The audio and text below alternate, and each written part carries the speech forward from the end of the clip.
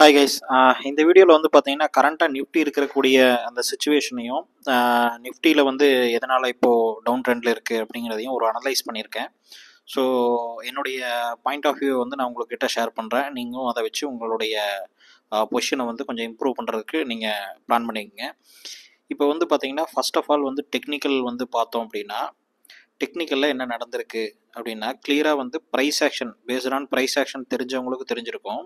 Price action பேஸ்டாக உங்களுக்கு வந்து என்ன நடந்திருக்கு அப்படின்னா மார்க்கெட் வந்து கிளியராக வந்து ஒரு டவுன் ட்ரெண்டுடைய சிக்னலை நமக்கு கொடுத்துருக்கு. எப்படி சொல்கிறேன் அப்படின்னா இப்போ ஏற்கனவே வந்து பார்த்திங்கன்னா மார்க்கெட் வந்து ஒரு அப் ட்ரெண்டில் இருந்தது. ஸோ ப்ரீவியஸுடைய ஹையர் மார்க்கெட் ஸ்ட்ரக்சரை வந்து பிரேக் அவுட் பண்ணுச்சு. ஆனால் அந்த பிரேக் அவுட் வந்து சஸ்டெயின் ஆகலை. திருப்பி மார்க்கெட் வந்து ஃபால் ஆச்சு. ஆனால் ஃபால் ஆனதுக்கப்புறம் எகெயின் வந்து பார்த்திங்கன்னா ஒரு இம்ப்ரூவ்மெண்ட் ஆகிட்டு திருப்பியும் வந்து அந்த ஸ்ட்ரக்சரை வந்து பிரேக் அவுட் பண்ணியிருக்கு. இதுக்கு பேர் வந்து மார்க்கெட் ஸ்ட்ரக்சரை வந்து பிரேக் அவுட் பண்ணுறது அப்படின்னு சொல்லுவாங்க.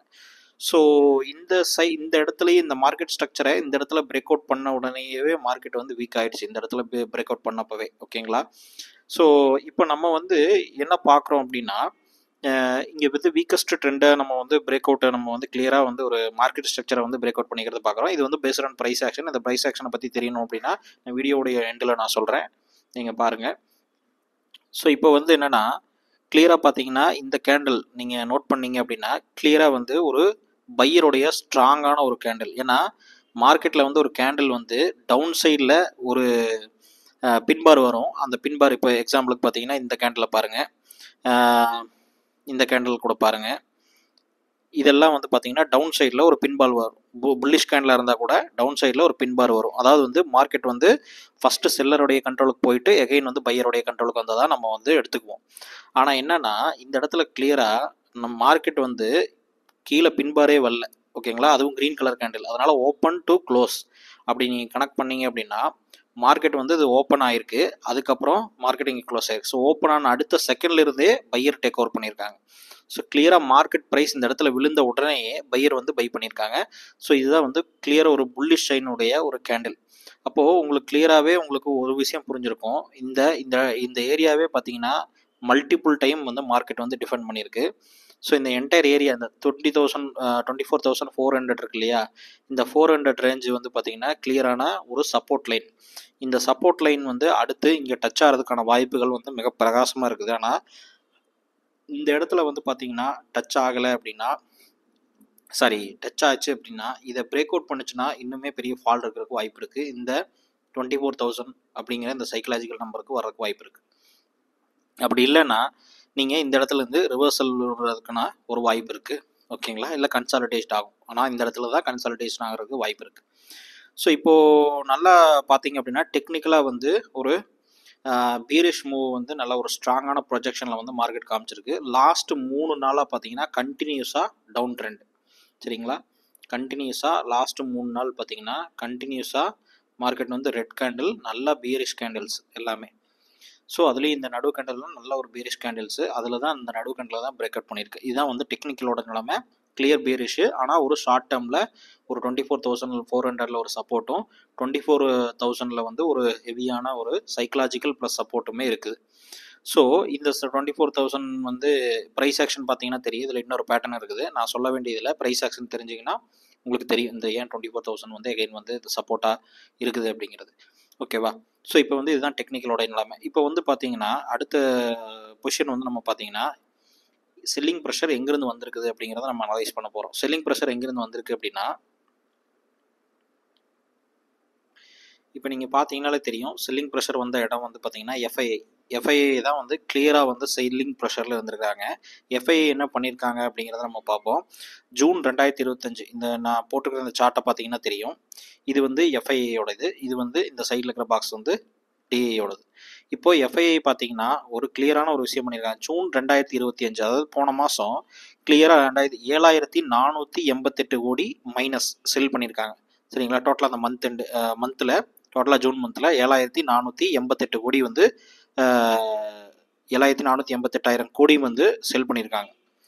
இப்போது 7,000 கோடி செல் பண்ணியிருக்காங்களா? இப்போ நீங்கள் அதே ஜூன் மந்தில் டிஐஇ பார்த்தீங்கன்னு வச்சுங்களேன், 72,000 கோடி வந்து ப்ளஸ் பை பண்ணியிருக்காங்க. நான் ப்ளஸ் போட மறந்துட்டேன். ப்ளஸ் எல்லாம் பை, மைனஸ்னா செல். இப்போது ஜூன் மாதம் 2025 வெறும் 7,400 கோடி செல் பண்ண எஃப்ஐஐ, ஆனால் டிஐஇ வந்து எவ்வளோ பை பண்ணியிருக்காங்க பாருங்க, 72,000 கோடி பை பண்ணியிருக்காங்க. ஸோ ரொம்ப புல்லிஷாக இருந்திருக்காங்க. இவங்க செல் பண்ணதுக்கு மேலே ரொம்ப 10 மடங்கு அதிகமாக வாங்கியிருக்காங்க. அப்போ வந்து கிளியராகவே ரொம்ப புல்லிஷ் பேட்டர்னில் டிஐ வந்து ரொம்ப அதிகமான பையிங் ப்ரெஷரில் வாங்கியிருக்காங்க.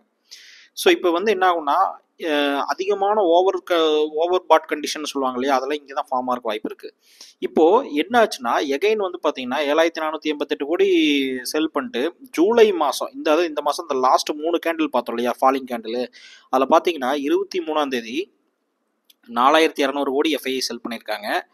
4,358 கோடி வந்து டிஐ வந்து பை பண்ணியிருக்காங்க. 24ஆம் தேதி 2,131 கோடி 33 கோடி எஃப்ஐஐ செல் பண்ணியிருக்காங்க. 2,600 கோடி டிஐ வந்து பை பண்ணியிருக்காங்க. அதே கம்மா 25ஆம் தேதி 1,979 கோடி சரிங்களா எஃப்ஐஐ வந்து செல் பண்ணியிருக்காங்க. இதே டிஐ பையிங் வந்து 2,132 கோடி.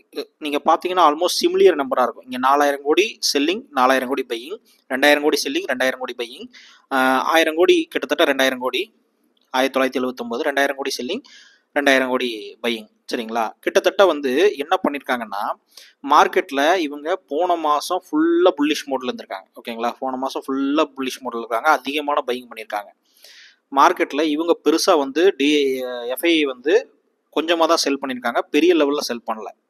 ஆனால் கண்டினியூஸாக இந்த லாஸ்ட் 3 நாளில் செல் பண்ணியிருக்காங்க. இவங்க வந்து டிஃபெண்ட் பண்ணியிருக்காங்க சரிங்களா, ஒரு டிஃபெண்ட் தான் பண்ணியிருக்காங்க. ஏன்னா இவங்களால வந்து புல்லிஷ் மோடில் கொண்டு போக முடியல, டிஃபெண்ட் பண்ணியிருக்காங்க.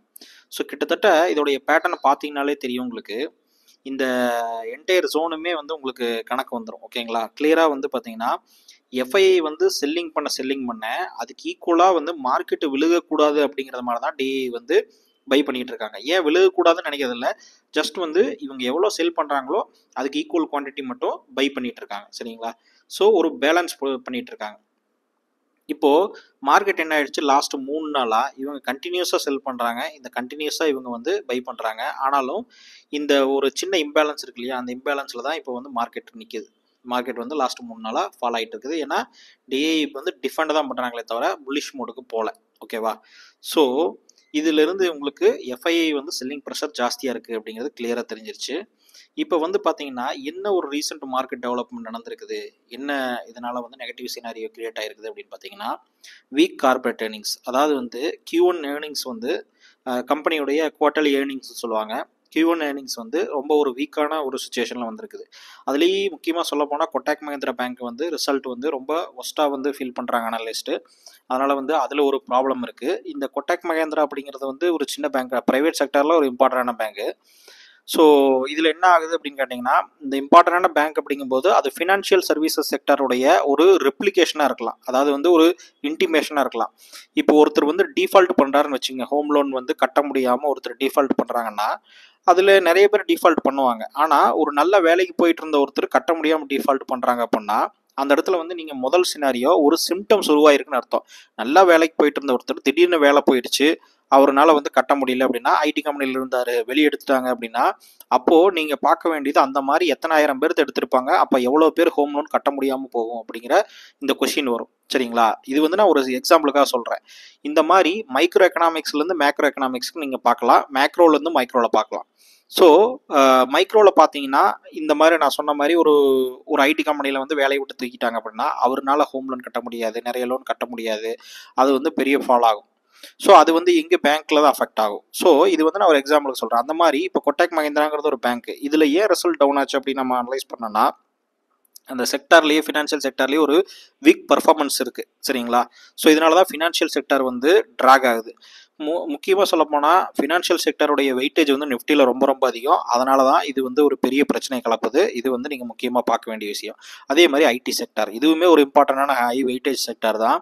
ஆனால் அதுலேயும் வந்து பார்த்திங்கன்னா ஒரு வீக்கஸ்ட் பர்ஃபார்மன்ஸ் இருக்குது ஐடி செக்டாரில். ஸோ டிசிஎஸ் வந்து கிட்டத்தட்ட 2% வந்து லே ஆஃப் பண்ணியிருக்காங்க, குறைக்கணும்னு சொல்லி முடிவு பண்ணியிருக்காங்க, லே ஆஃப் பண்ணிட்டாங்கன்னு நினைக்கிறேன். ஸோ இது வந்து ஒரு பெரிய பிரச்சனை. ஏன்னா ஏன் பண்ணாங்க அப்படிங்கிற ஒரு கொஷின் வரும்போது அதுக்குள்ளே டீப்பர் போகும்போது உங்களுக்கு வந்து அதுலேருந்து பல உண்மைகள் வெளியே வரலாம். ஓகேங்களா? இது வந்து நாட் ஒன்லி அந்த கம்பெனியோடைய பர்ஃபார்மன்ஸ் மட்டும் இல்லை, இது வெளியே இருக்கக்கூடிய மேக்ரோ எக்கனாமிக்ஸ் கண்டிஷன் வந்து அதுக்கு சாதகமாக இருக்கும். இப்போ ஏஐ வந்ததுனாலையோ இல்லை நிறைய சுச்சுவேஷன்ஸ்னால வந்து நமக்கு இது பிரச்சனையாக போகுது அப்படிங்கிற ஒரு விஷயம் வந்து உண்மை வந்து அதை அனலைஸ் பண்ணும்போது தான் தெரியும். ஸோ அதனால தான் இந்த ஐடி செக்டாருமே ஒரு பெரிய பிரச்சனையாக இருக்குது. இப்போ வந்து அடுத்தது பார்த்தீங்கன்னா இந்த யூஎஸ் இந்தியா ட்ரேடு நெகோசியேஷன் வந்து நடந்துட்டு இருக்கு இல்லையா? ட்ரம்ப் வந்து டேரிஃப் போடுவேன்னு சொல்லிட்டு அதை போட்டு அதை வந்து நெகோஷியேட் பண்ணலாம் அப்படின்னு சொல்லி நெகோஷியேட் பண்ணிருக்காங்க. இதுலேயும் வந்து ஒரு ஒஸ்டான சுச்சுவேஷனில் தான் இருக்குது. நெகோசியேஷன்ஸ் வந்து நிறைய இடத்துல வந்து ஒருத்தர் விட்டு கொடுக்கல, இது வந்து ஒரு நெகட்டிவாக போகும் அப்படின்னு பார்க்குறாங்க அப்படிங்கிறத ஒரு அனலிஸ்டெல்லாம் பார்க்குறாங்க. ஓகேங்களா? ஸோ இந்த ஒரு நியூஸுமே வந்து நமக்கு இம்பார்ட்டண்ட்டாக வந்திருக்குது. அதனால் இதுவும் ஒரு ப்ராப்ளம் தான். ஸோ இது வந்து ஒரு நெகட்டிவ் சென்டிமெண்ட்டை கொடுக்குது. அதே மாதிரி இந்த எஃப்ஐஐ அதிகமாக செல் பண்ணி போர்ட்ஃபோலியோடைய வேல்யூ எல்லாம் வெளியே போகும்போது, யூஎஸ் டாலர் வெளியே போகும்போது யூஎஸ் டாலருடைய ரிசர்வ் வந்து நமக்கு கம்மியாகுது. சரிங்களா? நம்ம இந்தியன் எக்கனாமியில் யூஎஸ் டாலருடைய ரிசர்வ் வந்து கம்மியாகுது. இது கம்மியாச்சுனாலே ஆட்டோமேட்டிக்காக என்ன ஆயிடுனா நம்ம கரன்சி ஐஎன்ஆர் வந்து வீக்காக ஆரம்பிச்சிடும். சரிங்களா? நம்மக்கிட்ட போதிய ரிசர்வ் இருக்கணும். யூஎஸ் டாலர் வெளியில் இருக்கக்கூடிய கரன்சி வந்து ரிசர்வ் இருக்கணும். அது இப்போ வெளியே போகும்போது என்ன ஆகுனா ஐஎன்ஆர் வந்து வீக் ஆயிரும். இது வந்து செகண்ட் லெவல் லூப்பை வந்து கிரியேட் பண்ண ஆரம்பிக்கும். ஐஎன்ஆர் வீக் ஆகிறதுனால எகெயின் வந்து கொஞ்சம் பேர் செல் பண்ணுறதுக்கு ஆரம்பிப்பாங்க. ஸோ இது வந்து ஒரு இம்பாக்ட் வந்து கிரியேட் ஆகும். ஸோ இதுதான் வந்து இப்போ நடந்துட்டு இருக்கிற சுச்சுவேஷன். ஆனால் வந்து என்னன்னா அந்த நான் சொன்ன மாதிரி 24,400 நினைக்கிறேன் நான் சொன்ன நம்பர்ஸ், 24,400 24,000 அப்படிங்கிற இந்த ரெண்டு நம்பருமே வந்து இம்பார்ட்டண்டான பொசிஷன். ஏன்னா இது ரெண்டு உடைச்சதுன்னா ரொம்ப பெரிய ஃபால் ஆகிறதுக்கு நல்ல சான்ஸ் இருக்குது. ஓகேங்களா? அதனால் இந்த ரெண்டு இடத்துல கவனம் பாருங்க. மோஸ்ட்லி வந்து நான் என்ன சொல்லுவேன் அப்படின்னா, இப்போது நம்ம கோர்சஸ் எல்லாம் கொடுத்துருக்கோம் இல்லையா? அந்த கோர்சஸில் வந்து பார்த்தீங்கன்னா ஒரு சில கோர்சஸில் நீங்கள் வந்து தாராளமாக பண்ணிட்டு இருக்கிறவங்க வந்து ப்ராஃபிட் எடுக்கலாம். ஏன்னா அது வந்து உங்களுக்கு எந்த பாதிப்பும் வராது இந்த மாதிரியான லாங் டேர்ம் இதில். ஸோ மற்ற இடத்துல வந்து நீங்கள் இந்த மாதிரி சினாரியோக்கும் நான் என்ன யூஸ் பண்ணணும் அப்படின்னு நான் சொல்கிறேன். இப்போ வந்து பார்த்தீங்கன்னா நம்மளுடைய www.investorstamil.comல என்னுடைய கோர்சஸ் எல்லாமே நான் போட்டிருக்கேன்னு உங்களுக்கு தெரியும். ஸோ அதில் வந்து நிறைய ஸ்டூடெண்ட்ஸ் இருக்கீங்க. அந்த ஏற்கனவே இருக்கிற ஸ்டூடெண்ட்ஸ்க்கு நான் ஒரு இன்ஃபர்மேஷன் நான் கொடுக்குறேன். நீங்கள் இந்த மாதிரி சுச்சுவேஷனுக்கு நம்ம எந்த கோர்சஸை நம்ம பார்க்கணும் அப்படிங்கிறது நான் சொல்கிறேன். ஏன்னா உங்களுக்கு எல்லா கோர்சஸுமே ஆக்சஸ் இருக்குது இல்லையா? அதனால் வந்து நான் உங்களுக்கு அப்பப்போ இந்த மாதிரியான ஒரு சில விஷயங்கள் நான் சொல்லும்போது உங்களுக்கு அது ரொம்ப யூஸ்ஃபுல்லாக இருக்கும். நீங்கள் எதை பார்க்கலாம், அது ஏன் வந்து நம்ம இவ்வளோ கோர்ஸ் போட்டிருக்கோம் அப்படிங்கிறது கூட உங்களுக்கு தெரிய ஆரம்பிக்கும். ஏன்னா நான் இவ்வளோ கோர்ஸ் ஏன் போடணும் அப்படின்னா அதுதான் ரீசன் இருக்குது. இப்போது நீங்கள் மார்க்கெட் இப்படி ஃபாலோ ஆகும்போது உங்களுக்கு வந்து தெரிஞ்சிருக்கும் வேல்யூஷன் பேஸ்டாக. இப்போ ஸ்டாக் மார்க்கெட்டில் வந்து ஒரு கம்பெனி வந்து ஃபாலோ ஆகுதுன்னு வச்சுங்க, அந்த ஃபாலோ ஆகிறது வந்து நம்ம எப்பவுமே நெகட்டிவாக பார்க்க முடியாது, அது டிஸ்கவுண்ட்னு கூட பார்க்கலாம். ஸோ வேல்யூஷன் பண்ணி உங்களுடைய ஸ்டாக்ஸை வந்து வேல்யூஷன் பண்ணி கரெக்டாக வேல்யூஷனில் அண்டர் வேல்யூடு ஸ்டாக்கை கண்டுபிடிச்சிங்கன்னா அக்யூமுலேட் பண்ணுறதுக்கும் பெரிய ரிட்டர்ன் கிடைக்கிறதுக்கும் ரொம்ப ஒரு பெஸ்ட் சான்ஸ் இருக்குது. அதுக்கு நீங்கள் இந்த ரெண்டு கோர்ஸை பார்த்தீங்கன்னா கம்ப்ளீட்டாக எப்படி வேல்யூஷன் பண்ணுறதுங்கிறத எக்ஸல் ஷீட்லேருந்து எல்லாமே நான் கொடுத்துருக்கேன், டீட்டெயில்டாக கொடுத்துருக்கேன். அதுக்கடுத்து பார்த்தீங்கன்னா இப்போது இன்ட்ராடே பண்ணுறவங்க இந்த கோர்ஸை நீங்கள் யூஸ் பண்ணாலே நீங்கள் வந்து இந்த மந்த் கன்சால்டேஷன் மார்க்கெட்டாக இருந்திருந்தா கூட நிறைய டைம் வந்து பார்த்தீங்கன்னா இந்த கோர்ஸ் வந்து உங்களுக்கு ஹெல்ப் பண்ணியிருக்கும். இதில் நல்லா ப்ராஃபிட் எடுத்தவங்க நிறைய பேர் சொல்லியிருக்காங்க. ஸோ இப்போ பார்த்தீங்கன்னா இந்த கோர்ஸை நீங்கள் பார்க்கலாம். ஓகேவா? இல்லை இன்ட்ராடேயில் எனக்கு இன்ட்ரெஸ்ட் இல்லைன்னா நீங்கள் இது பாருங்கள், இந்த ரெண்டு கோர்ஸையும் நீங்கள் பாருங்கள். அதே மாதிரி நீங்கள் ஏற்கனவே போர்ட்ஃபோலியோ வாங்கி வச்சு இப்போ வந்து டவுன் சுச்சுவேஷனில் இருக்குது அப்படின்னா நீங்கள் வந்து இந்த போர்ட்ஃபோலியோ எட்ஜிங் இந்த கோர்ஸை கம்ப்ளீட்டாக பார்த்தீங்கன்னா இந்த போர்ட்ஃபோலியோ எட்ஜிங் வந்து நீங்கள் யூஸ் பண்ணலாம். ஓகேங்களா? அதே மாதிரி இப்போ நான் வந்து ப்ரைஸ் ஆக்ஷனில் சொன்னேன் இல்லையா, ஒரு சில விஷயங்கள் வந்து சார்ட்டில் வந்து நான் அனலைஸ் பண்ணி சொன்னேன் இல்லையா, அந்த விஷயங்கள் வந்து இந்த ப்ரைஸ் ஆக்ஷனுடைய இந்த ஸ்விங் ட்ரேடிங் கோர்ஸ் இருக்கு இல்லையா, இதை கம்ப்ளீட்டாக நீங்கள் பார்த்தீங்கன்னா நான் எப்படி அனலைஸ் பண்ணேன், இந்த ப்ரைஸ் ஆக்ஷனில் இருக்கக்கூடிய இந்த மார்க்கெட் ஸ்ட்ரக்சர்னா என்ன எப்படிங்கிறத கிளியராக வந்து நீங்கள் இந்த கோர்ஸ் மூலமாக தெரிஞ்சுக்கலாம். இது மூலமாக ஸ்விங் ட்ரேடிங்கும் பண்ணிக்கலாம். ஓகேங்களா? ஸோ இப்போது இந்த நிலைமைக்கு வந்து பார்த்தீங்கன்னா இந்த கோர்சஸ் எல்லாமே உங்களுக்கு வந்து ரொம்ப யூஸ்ஃபுல்லாக இருக்கும். அதனால தான் நான் உங்களுக்கு இந்த இன்ஃபர்மேஷன் கொடுக்குறேன். ஸோ நெக்ஸ்ட் வீடியோவில் நம்ம பார்ப்போம். இந்த கோர்ஸை பற்றின டீட்டெயில்ஸும் வீடியோ பற்றின டீட்டெயில்ஸ் இந்த கோர்ஸோடைய இன்ட்ரோடக்ஷன் வீடியோஸ் எல்லாமே வந்து கீழே டிஸ்கிரிப்ஷன் அண்ட் கமெண்ட் செக்ஷனில் கொடுத்துருக்கேன். செக் பண்ணி பாருங்கள்.